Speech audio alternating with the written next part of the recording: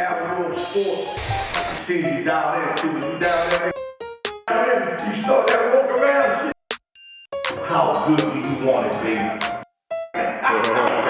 My nigga down there. No, you think all this shit?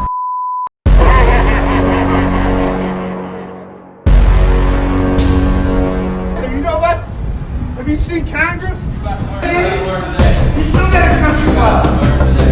Get some knowledge. What's up, baby? Yeah, big teacher got a country club, huh? What's up? You gonna get it, baby. How do you explain this shit? I learned a lot right now. CB, you gonna learn. NFL has a legal right to later set up an entertainment company to fix games. The only way that'll get fixed is if the government pulls the antitrust law. Period. What's up, sports fans? This is Al York Sports from the Al York Sports Show, presenting you rigged, fixed, or games being tampered with. Trust me, you guys want to tune into this show. It's based on opinions and opinions only. Don't get it twisted. I'm going to play devil's advocate with both sides.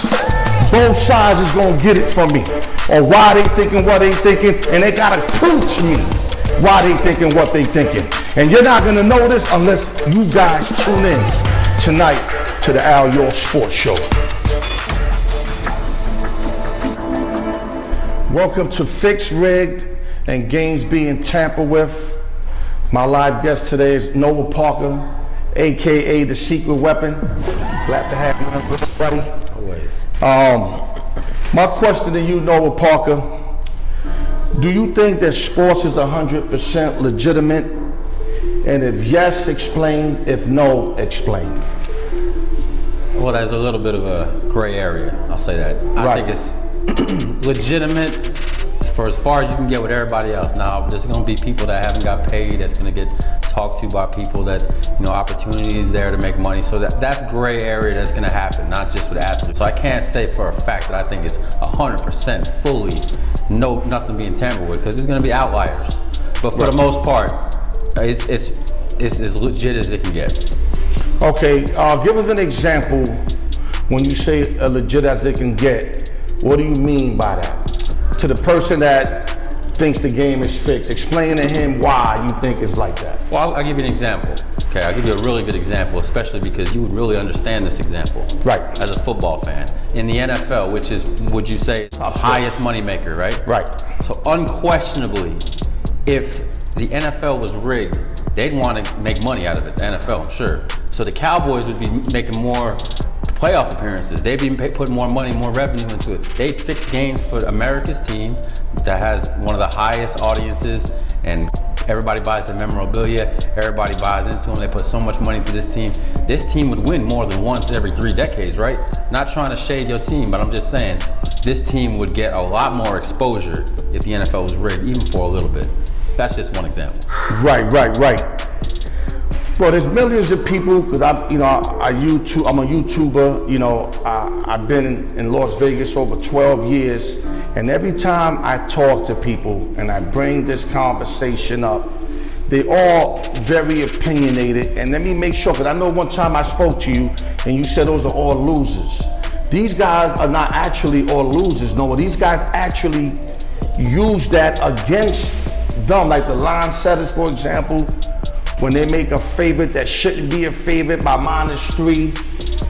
My thing to you is, how do you make a team that should be an underdog a favorite, and then it covers? It's confusing. I'm not saying that's why it's fixed. I'm just saying a lot of times we see that. Why is it that? Like, why would you make a team that should be an underdog a favorite and then they win? Like, that's my question to you. I know you've seen that multiple times. I've seen it, but me and you can make lines up. We've done it before. So why would it be a team that should be the underdog favorite and then they cover and win the game? How do you explain that to these people that are thinking that's what they mean by this sport thing being not legitimate? What you tell these people when it comes to that? There's going to be games like that sometimes, and then the other way to look at it is sometimes people think that's telling me to take the other side. Like yesterday, for an example, there's a team right now, the Phoenix Suns. Everybody's all on them, And everybody saw Phoenix Suns are only 3-point favorites against the Chicago Bulls. How is that line so low?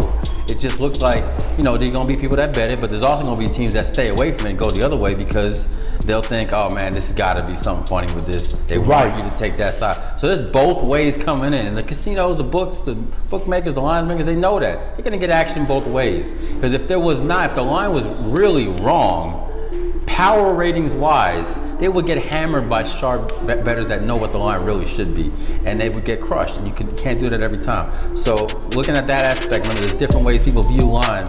They're gonna get it both ways, and people are gonna jump on public teams no matter what, and people are gonna jump on the sharp side no matter what. And that's why when you see that line that's funny from your perspective, there's other people that see that other opposite perspective that think, I'm not touching that, it looks like it's too good to be true.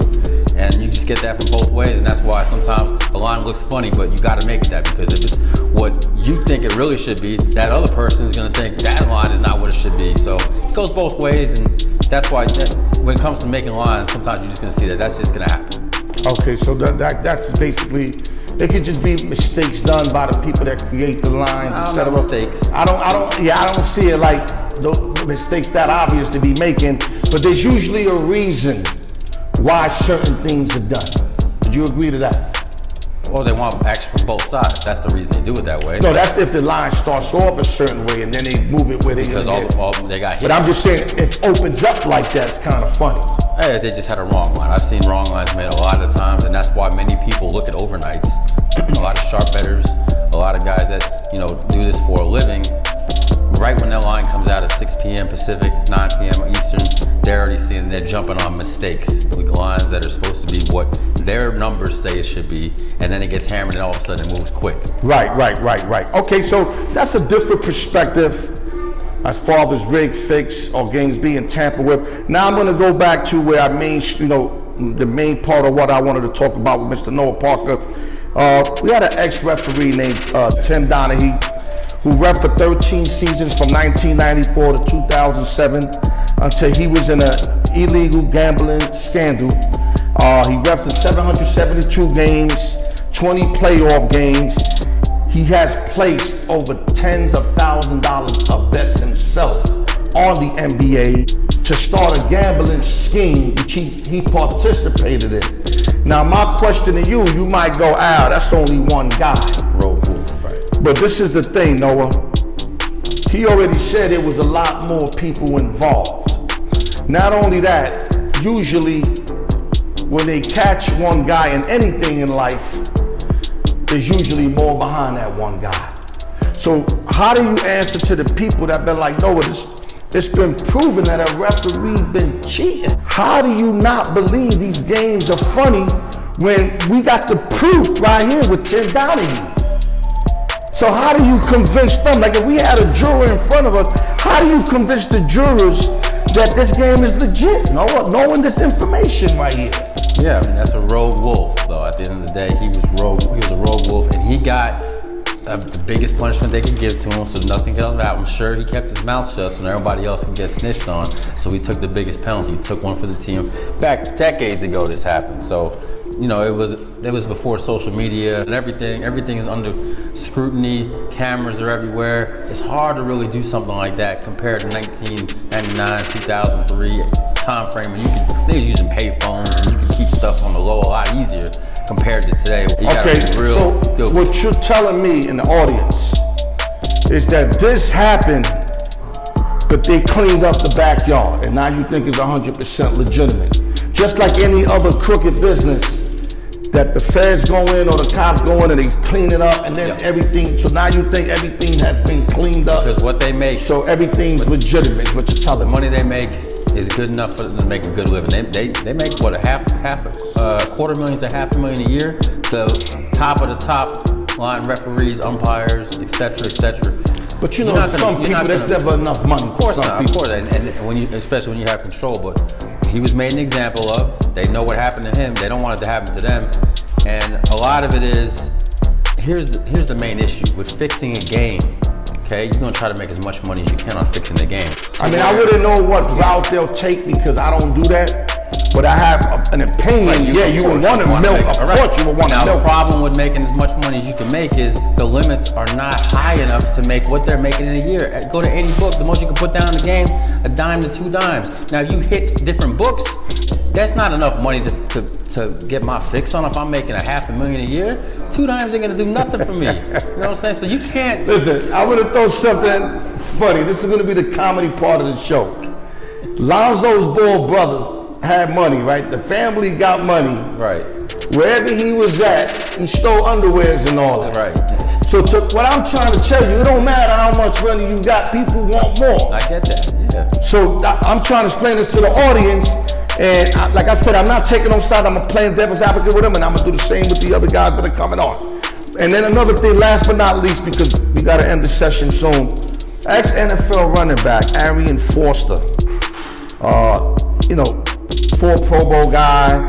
The guy was a great running back for the little bit of years that he played, had over 6,500 yards.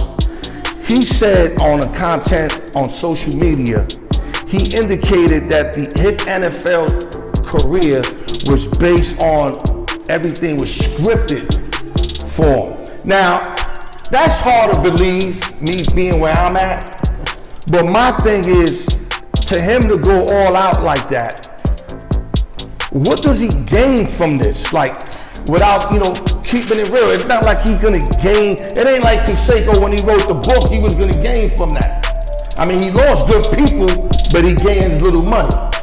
Arian Foster is just basically dry snitching, if you ask me. But the thing is, it's only dry snitching if he's saying what he's saying is true. He's trolling everybody. So what I'm telling you is, time troll job. And to me, I love trolling people. You see me on Twitter. I troll all day. That's the best part of Twitter. It's free entertainment. Making people think, oh, wow, you know what? This might be, it's just a big troll job. He's just laughing in the back. He got his money. He don't need all that. At the end of the day, it's just, you can't script something like this. You know this in anything.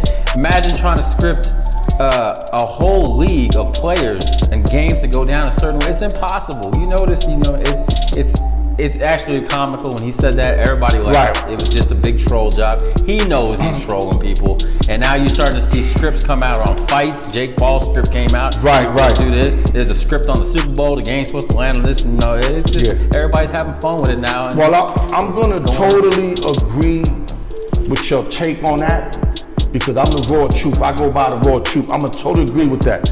But where I could disagree at, let's just say, crying out loud, I'm not saying this is a fact, but referees definitely control momentum to the game. Of course. That's very possible. Yep. So what I'm saying is, if let's just say, crying out loud, if they need an under because the whole world's on the over, that can happen if the referees are involved in such action like that. Because flags on, every time they go for a ball, all you gotta do is throw a flag.